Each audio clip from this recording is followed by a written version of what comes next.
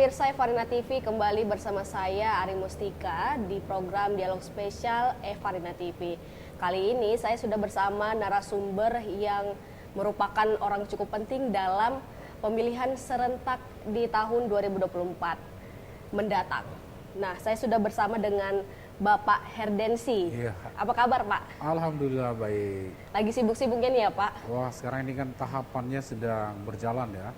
Kita kalau di tahapan ini biasanya dia jalannya simultan. Tidak hanya satu tahapan yang jalan, tapi ada beberapa tahapan yang kemudian jalan. Kita ini sekarang sedang melakukan verifikasi terhadap berkas dukungan bakal calon perseorangan. Sekaligus kita juga sedang melakukan pemutakhiran data pemilih. Jadi cukup sibuk sekarang yang kita kerjakan. Nah, untuk pemirsa yang belum tahu siapa Bapak Herdensi ini, Pak Herdensi ini merupakan Ketua Komisi Pemilihan Umum Provinsi Sumatera Utara ya, Pak? Betul. Nah, langsung aja nih Pak, kita langsung pengen kasih tahu nih sama masyarakat luas, sebenarnya pemilu serentak 2024 itu apa sih, Pak? Pemilu serentak itu maksudnya ada beberapa pemilihan itu yang dilakukan secara bersamaan. Nah, untuk 2024 ini dia agak unik karena ini baru kita lakukan pertama kali. Jadi pemilu nasional yaitu pemilu presiden, DPR, DPD, DPRD provinsi, DPRD kabupaten kota itu dilaksanakan di 14 Februari. Kemudian pemilihan kepala daerah dan wakil kepala daerah, gubernur, wakil gubernur, bupati, wakil bupati, wali kota dan wakil wali kota itu dilaksanakan di November 2024. Jadi ini ada dua kategori pemilihan ya, pemilihan umum, kemudian pemilihan kepala daerah dan wakil kepala daerah itu dilakukan atau dilaksanakan di tahun yang sama. Berarti itu definisi yang serentak ini pemilu serentak. berarti definisi serentaknya ini bukan di satu hari full langsung ya, Pak? Berarti ada dua kali ya, Pak, di bulan yang berbeda. Ada yang dia dilaksanakan satu hari atau di hari yang sama ya. Itu tadi pemilu presiden, DPD, DPR, DPRD provinsi, DPRD kabupaten kota. Yang awalnya dulu ini kan terpisah. Jadi pemilu legislatif istilahnya dan pemilu presiden wakil presiden. Itu kan dulu terpisah. Nah, kemudian sejak 2019 dua jenis pemilu ini disatukan di hari yang sama. Gitu. Nah, kemudian untuk 2024 juga dilaksanakan pemilihan kepala daerah dan wakil kepala daerah walaupun di bulan yang berbeda, di bulan November 2024. Lalu Pak, kira-kira apa sih landasan dari diadakannya pemilu serentak tahun 2024 mendatang? Kalau landasannya sebenarnya sudah sangat jelas ya. Pertama kita, ini kan ada Undang-Undang 7 tahun 2017 yang mengatur pemilihan umum, mengatur tentang pemilihan presiden, wakil presiden, pemilihan DPR, DPD, DPRD provinsi dan kabupaten kota. Itu satu paket undang-undang ya yang mengatur. Kemudian ada Undang-Undang nomor 10 tahun 2016, itu dia mengatur terkait dengan pelaksanaan pilkada atau pemilihan kepala daerah dan wakil kepala daerah.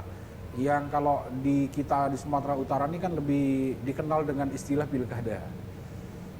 Lalu Pak, kalau saya lihat-lihat nih, katanya pemilu serentak 2024 ini kan sebenarnya juga bertujuan untuk menghemat anggaran. Apakah memang menghemat anggaran ini memang sudah terlihat efisienkah ketika diadakannya pemilu serentak?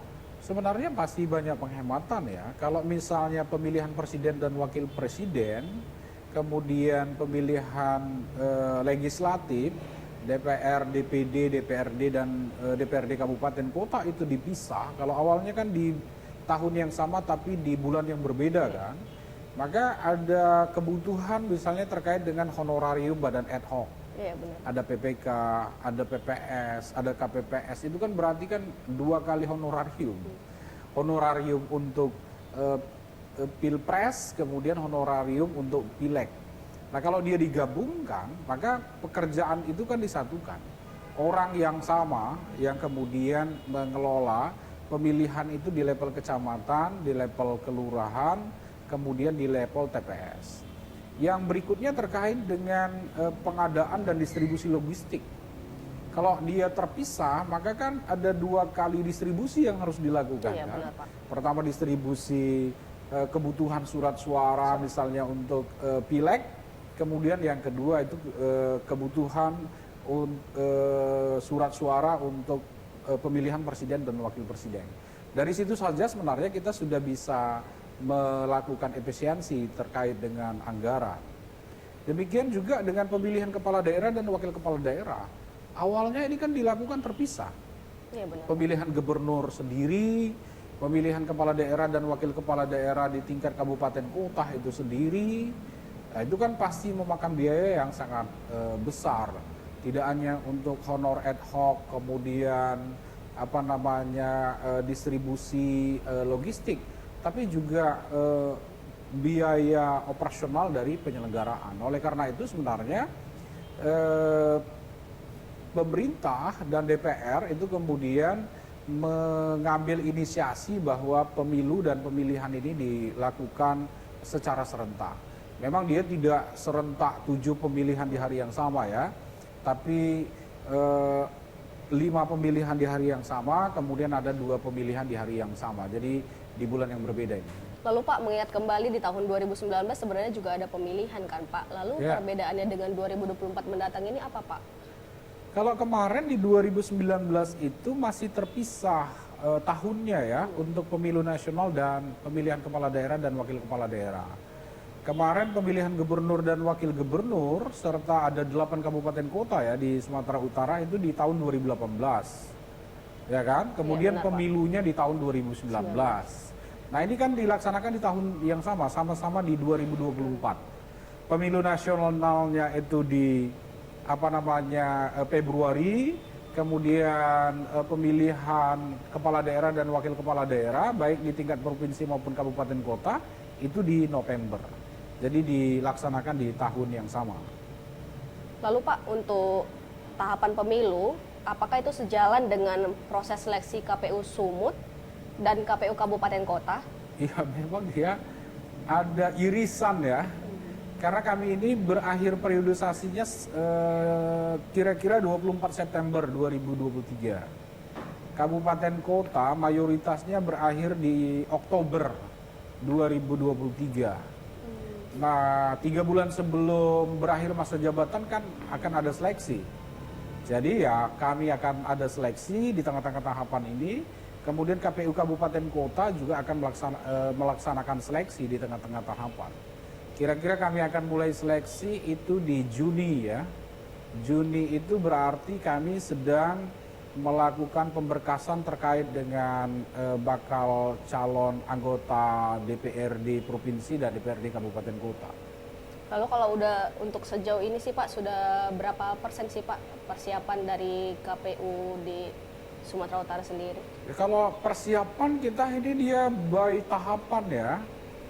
Jadi ya secara terus-menerus ini persiapan dilakukan oleh Komisi Pemilihan Umum. Karena memang pemilihan umum ini kan basisnya tahapan. Dari tahapan, kalau istilah pemilihan kepala daerah dan wakil kepala daerah itu ada tahapan persiapan, kemudian tahapan pelaksanaan. Atau dalam siklus pemilu itu dimulai dari perencanaan, kemudian pelaksanaan sampai dengan evaluasi. Jadi kita sekarang ini penetapan dapil sudah dilakukan oleh KPU RI ya.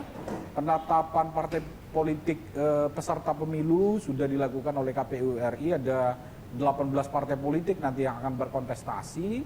Kemudian sekarang ini kami sedang melakukan verifikasi ya terhadap berkas dukungan minimal bakal calon anggota DPD, karena untuk DPD ini dia harus mendapatkan dukungan dari masyarakat sebelum dia bisa mendaftarkan diri sebagai calon. Untuk Sumut ini dukungan minimalnya itu adalah 3.000, kemudian sebarannya minimal di 17 kabupaten kota. Ada 26 bakal calon sekarang yang sudah menyerahkan berkas, dan prosesnya sekarang ini kita hari besok ya tanggal 11 Maret itu adalah hari terakhir. Mereka menyerahkan berkas perbaikan tahap kedua, berkas dukungan minimal. Selanjutnya nanti kami akan melakukan verifikasi administrasi, kemudian verifikasi faktual. Nanti di April kami akan tetapkan apakah dia memenuhi syarat atau tidak memenuhi syarat sebagai bakal calon. Kalau memenuhi syarat, maka di Mei nanti mereka bisa mendaftar ke KPU sebagai calon ya, anggota DPD untuk pemilu 2024. Nah, sekarang ini kami juga sedang melakukan pemutakhiran data pemilih. Sedang berjalan ya, Pak? Iya, sedang berjalan. Tahapannya sekarang ini mungkin sekitar 97-98% ya. Sudah kita laksanakan cocok dan teliti. Di mana petugas kita mendatangi pemilih dari rumah ke rumah untuk memastikan bahwa seluruh penduduk Sumatera Utara ini yang sudah memenuhi syarat, itu kan harus kita daftar dalam daftar pemilih. Dan yang tidak lagi memenuhi syarat itu harus kita coret dari daftar pemilih. Jadi tahapannya saya kira dia secara terus-menerus ya. Mungkin kalau mau kita ambil persentase, tahapan sekarang ini mungkin di angka 60% ya. 60% ya, Pak? Iya, karena partainya sudah, untuk DPD sedang berproses, Mutarlih juga sedang berproses, kemudian Dapil itu sudah ditetapkan oleh KPU RI.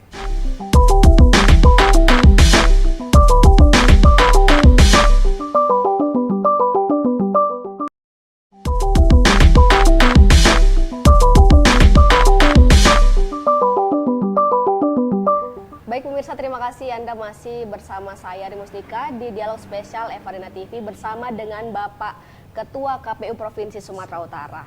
Baik Pak, sejak kapan sih Pak tahapan pemilu serentak tahun 2024 mendatang ini sudah dimulai? Pemilu serentak 2024 ini tahapannya sebenarnya sudah kita mulai dari 14 Juni 2022. Ya kan, ada tahapan persiapan yang dilakukan oleh KPU RI. Kemudian tahapan pendaftaran partai politik calon peserta pemilu, dilanjutkan dengan verifikasi, kemudian penetapan partai politik peserta pemilu, kemudian penataan dapil, kemudian sekarang ini kita sedang melakukan pemutakhiran data pemilih dan penyerahan berkas dukungan bakal calon perseorangan. Nanti lanjut ke pencalonan ya, baik calon DPR, DPRD, DPRD Kabupaten Kota, kemudian DPD, nanti dilanjutkan dengan pencalonan untuk presiden dan wakil presiden, lanjut kepada masa kampanye, masa tenang, baru kemudian masa pemungutan dan perhitungan suara. Jadi cukup panjang sebenarnya diatur oleh undang-undang terkait dengan tahapan pelaksanaan pemilu. Berarti untuk agenda yang sedang berjalan sekarang sedang pemutakhiran ya Pak? Iya, kami sedang melakukan pemutakhiran data pemilih. Lalu untuk konteks tahapan pencalonan anggota DPD Sumut, kira-kira apa saja sih Pak tahapan yang sedang berlangsung? Nah, untuk calon DPD ini dia ada 2 tahap yang mereka harus lalui ya. Pertama, tahap pemenuhan syarat dukungan. Jadi syarat dukungan anggota DPD ini untuk Sumatera Utara, karena ini dihitung berdasarkan jumlah DPD ya masing-masing provinsi. Untuk Sumatera Utara itu syarat dukungan minimalnya 3.000. Dan itu harus tersebar di 17 kabupaten kota minimal, karena kita kan 33 kabupaten kota. Iya, benar. Nah, setelah mereka menyerahkan, nanti kami akan melakukan verifikasi baik administrasi maupun faktual. Kalau kemudian nanti mereka ini dinyatakan memenuhi syarat dukungan, baru kemudian mereka bisa masuk tahap kedua, yaitu mendaftar sebagai bakal calon anggota DPD. Nah, ini sekarang ini masih tahap pertama ya, penyerahan berkas dukungan, nanti yang akan kami lakukan verifikasi. Lalu Pak, sudah berapa sih Pak calon DPD yang maju di Sumut dan kapan kira-kira pastinya untuk angkanya itu Pak? Kalau yang kemarin menyerahkan berkas dukungan itu ada sekitar 30 bakal calon ya. Bakal calon. Kemudian yang kita nyatakan memenuhi syarat dukungan minimal dan sebaran, untuk kemudian dilanjutkan dengan verifikasi administrasi, itu ada 27 bakal calon. Kemudian setelah kita lakukan verifikasi administrasi, yang kemudian bisa lanjut kepada verifikasi faktual itu ada 26 calon. Nah sekarang ini ada 26 calon yang terus kita lakukan proses ya. Nah kita sudah melakukan verifikasi faktual tahap pertama. Ada 5 bakal calon ini yang sudah kita nyatakan memenuhi syarat. 21 bakal calon masih harus melakukan perbaikan. Jadi mereka harus perbaikan, menyerahkan berkas dukungan perbaikan sampai nanti di tanggal 11 besok ya. Kemudian di tanggal 12 itu nanti kami akan proses untuk rekapitulasi hasil verifikasi administrasi, kemudian nanti lanjut kepada verifikasi faktual. Jadi sekitar April lah nanti baru kelihatan pasti, ya, berapa bakal calon anggota DPD di Sumatera Utara yang lolos berkas administrasi ya. Administrasi ya Pak. Atau berkas dukungan.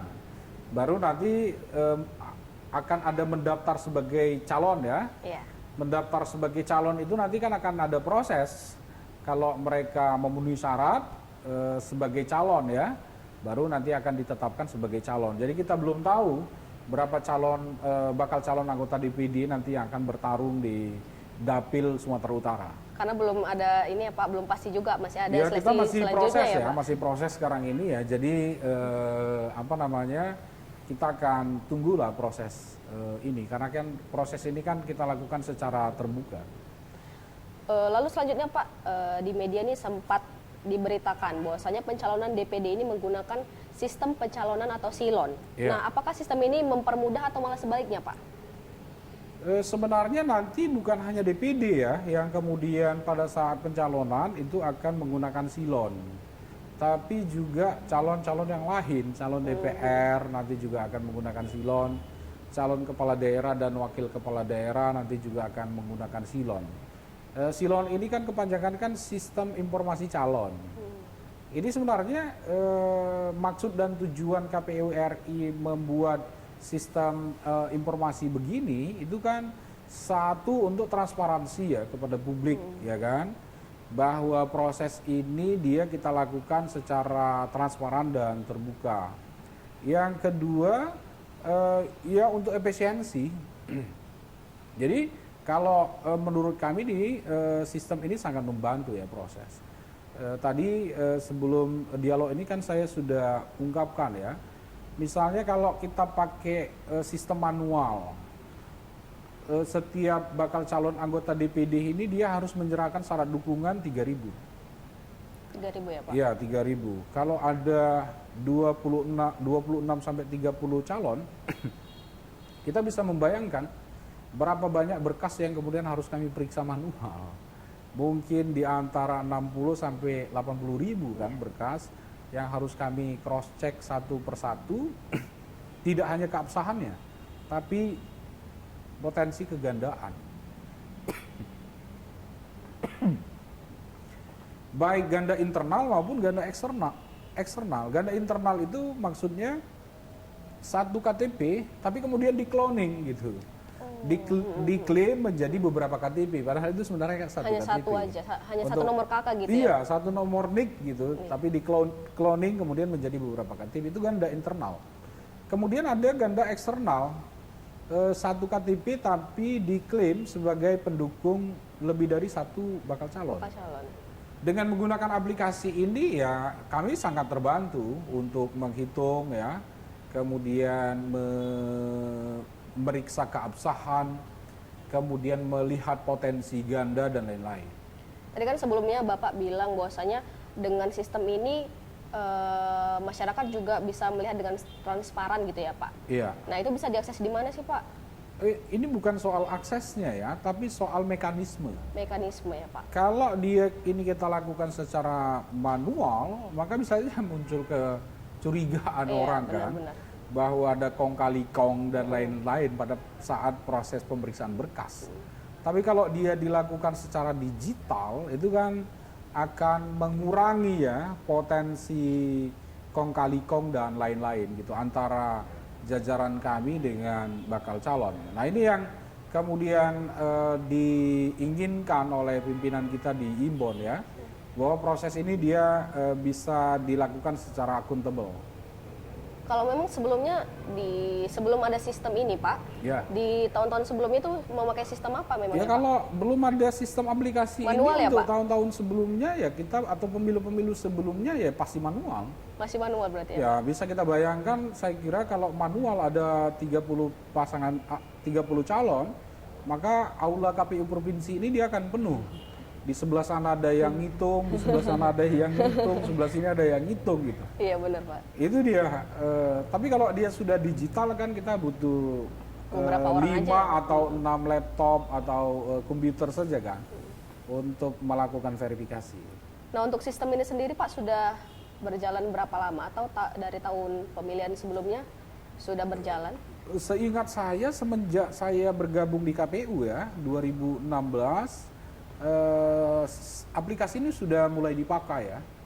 Jadi kita kemarin untuk Pilgub 2018 sudah mulai dipakai, kemudian Pileg 2019 sudah mulai dipakai gitu. Walaupun dia mungkin belum cukup maksimal. Nah ini dia ada maksimalisasi ya penggunaan aplikasi. Dan di KPU ini dia sebenarnya bukan hanya pencalonan yang memakai aplikasi. Kemarin waktu pendaftaran dan verifikasi partai politik itu juga pakai aplikasi, namanya SIPOL, Sistem Informasi Partai Politik. Bisa di-download ya Pak? Itu kan untuk kami dan kemudian partai politik ya. Kemudian sekarang ini kita juga menggunakan SIDALI, Sistem Informasi Data Pemilih. Nah khusus SIDALI ini dia ada yang kemudian fitur bisa diakses oleh publik, info pemilu. Jadi publik itu dia bisa mengakses nantinya apakah mereka sudah terdaftar atau belum terdaftar. Kalau dia sudah terdaftar tapi kemudian ada kesalahan pada padanan datanya, dia bisa lapor ke KPU. Apalagi kalau belum terdaftar, dia bisa lapor ke PPS, bisa dilapor ke KPU Kabupaten Kota. Berarti semakin mudah sekali ya Pak untuk mencari informasi apakah kita sudah terdaftar atau belum sebagai pemilih ya Pak? Iya, KPU ini berusaha mengikuti zaman digital ini ya kan. Iya benar. Jadi dengan estimasi bahwa pemegang gadget di Indonesia ini mungkin di atas 90% ya, KPU berusaha melakukan pendekatan terhadap situasi itu supaya pemilihan kita ini kan lebih berkualitas, akses masyarakat terhadap pemilu ini jadi semakin besar. Berarti di tahun 2019 sudah mencoba untuk membuat sistem pencalonan ini, Iya. lalu di tahun 2024 mendatang semakin untuk signifikan ya Pak? Iya, Dan efisien ya? betul. Dan bukan hanya sistem informasi calon, tapi juga sistem informasi parpol, kemudian sistem informasi data pemilih, kemudian sistem informasi badan penyelenggara dan badan ad hoc itu semua sudah dibuat oleh KPU RI ya, dalam rangka menjaga akuntabilitas penyelenggaraan pemilu. Baik Pak.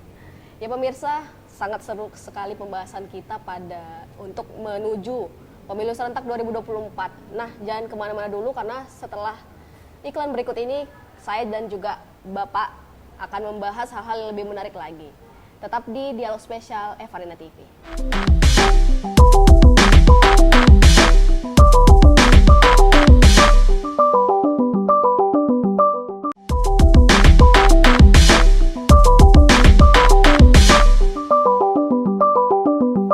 Terima kasih pemirsa, masih bersama saya Rimustika dan juga Bapak Ketua KPU Provinsi Sumatera Utara, Bapak Herdensi. Baik. Pak, selanjutnya saya ingin bertanya nih, sekarang kan atau di hari-hari sebelumnya sudah banyak petugas pemutakhiran data pemilih. Apa saja sih Pak tugas dari Pantarlih ini Pak? Sekarang ini ada sekitar 45.000 orang ya yang kita tugaskan untuk melakukan coklit. Namanya Pantarlih, petugas pemutakhiran data pemilih. Ini di setiap TPS, estimasi kita ada sekitar 45.000 TPS, ada satu orang Pantarlih. Tugas mereka itu adalah mendatangi pemilih dari rumah ke rumah untuk mencocokkan dan meneliti kesesuaian data pemilih. antara data yang ada dengan kita dengan data real yang dipegang oleh penduduk dalam bentuk KTP dan KK. Nah, tugas mereka sebenarnya ada beberapa, tapi secara umum dia ada 3. Pertama, mencatat kalau ada pemilih baru. Maksud pemilih baru itu yang selama ini belum terdaftar dalam data pemilih. Mungkin karena dia pemilih pemula, baru berumur 17 tahun atau akan genap 17 tahun pada tanggal 14 Februari, atau baru pensiun dari TNI Polri, atau dia pendatang baru yang pindah dari satu daerah ke daerah lain yang sudah mengurus administrasi kependudukan. Jadi itu yang kemudian kita sebut sebagai pemilih baru. Tugas Pantarlih ya mencatat kalau ada pemilih baru. Yang kedua itu memperbaiki kalau ada padanan data yang keliru.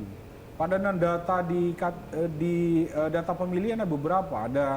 Ada nomor KK, kemudian nomor NIK, kemudian nama, kemudian tempat lahir, tanggal dan tahun lahir, kemudian alamat, selanjutnya itu status disabilitas kalau dia disabilitas.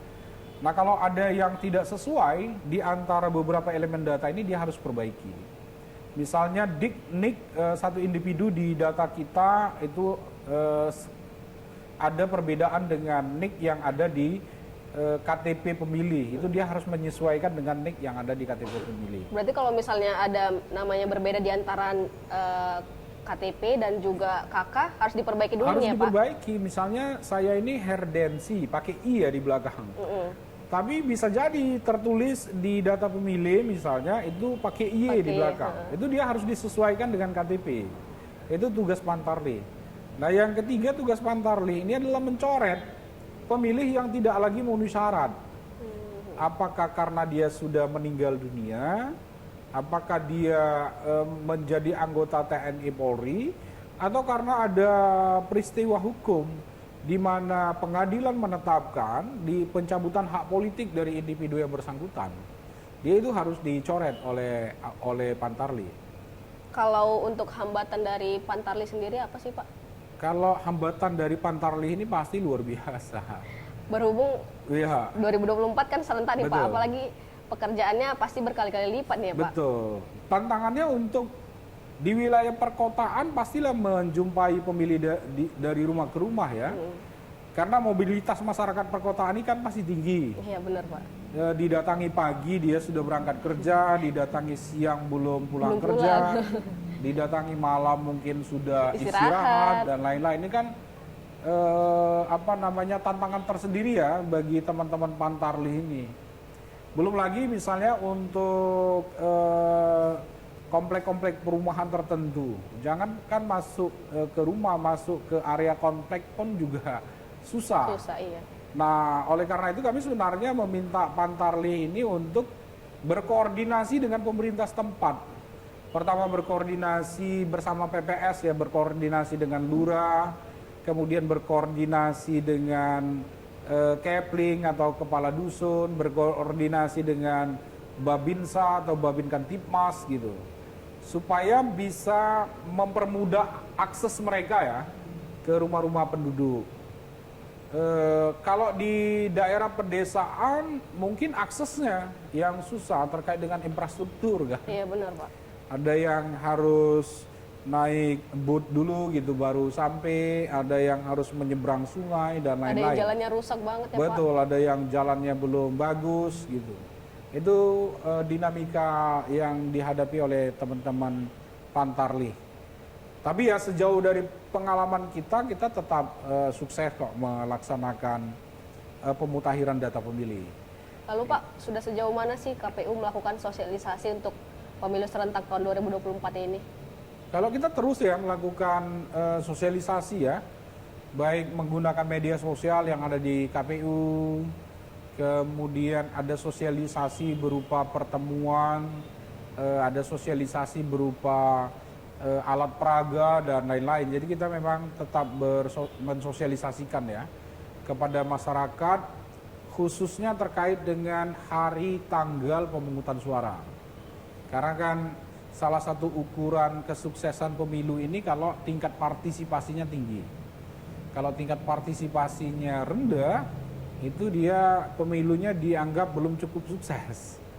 Makanya kita sebenarnya mengejar sosialisasi ini supaya masyarakat ini bisa berbondong-bondong datang ke TPS, tingkat partisipasinya bisa tinggi.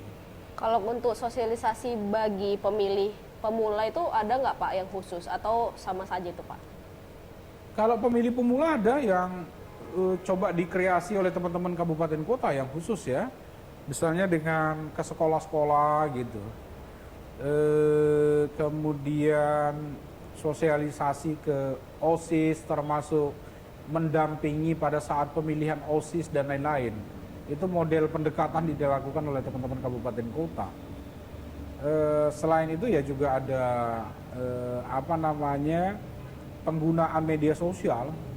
Kita punya Facebook, kita punya Twitter, kemudian kita punya Instagram, dan ini akan terus kami maksimalisasi gitu. Karena basis pemilih pemula ini kan sepertinya akan lebih mudah didekati dengan media sosial. Apalagi Gen Z ya Pak. Betul. Ini Pak terakhir, Iya. apa yang ingin disampaikan kepada para pemirsa mengenai pemilu serentak 2024 mendatang? Ya pertama kami menyampaikan ya bahwa pemilu 2024 itu ada 2 kali pemilihan di 2024. Satu pemilihan umum itu dilaksanakan di Februari 2024. Yang kedua itu pemilihan kepala daerah dan wakil kepala daerah itu di November 2024. Kemudian ya kami sangat berharap pertama masyarakat Sumatera Utara ini dia berpartisipasi pada pemutakhiran data pemilih. Jadi sebenarnya nanti daftar pemilih ini akan kami tetapkan namanya DPS, daftar pemilih sementara, dan itu akan kami umumkan di lokasi-lokasi strategis di setiap desa kelurahan. Kami berharap ya masyarakat itu bisa melihat ya di dalam daftar pemilih sementara itu apakah masih ada saudara, sanak famili, tetangga mereka yang belum terdaftar, itu bisa lapor ke PPS atau ke KPU Kabupaten Kota. Dan juga kalau ada yang terdaftar tapi sudah tidak lagi memenuhi syarat, gitu, itu bisa dilaporkan ke PPS, PPK atau KPU Kabupaten Kota. Keterlibatan masyarakat ini penting untuk menjaga kualitas data pemilih kita. Kalau kemudian ada ketidakpedulian masyarakat, kami akan kurang terbantu ya untuk meningkatkan derajat kualitas data pemilihnya. Yang berikutnya kami ya sangat berharap bahwa baik di pemilu 2024 yang di Februari maupun pemilihan kepala daerah dan wakil kepala daerah, animo masyarakat untuk memberikan hak suaranya tinggi. Ya, baik Pak. Ya, begitu pemirsa, yang seperti sudah dijelaskan oleh Bapak Herdensi, jangan lupa untuk memilih di tahun 2024 mendatang karena suara Anda, satu pun suara Anda pasti sangat berguna untuk Indonesia ke depannya. Nah, jika Anda masih bingung, sudah terdaftar atau belum, bisa dilihat dari aplikasi apa tadi Pak? Info pemilu nanti akan disampaikan ya, dilindungi hakmu. Dilindungi hakmu, jangan lupa ya pemirsa. Nah, sayang sekali pemirsa, saya sudah 30 menit menemani Anda dalam bincang di dialog spesial. Nah, saatnya saya pamit undur diri. Bersama saya Ari Mustika dan juga Bapak Herdensi. Sampai jumpa.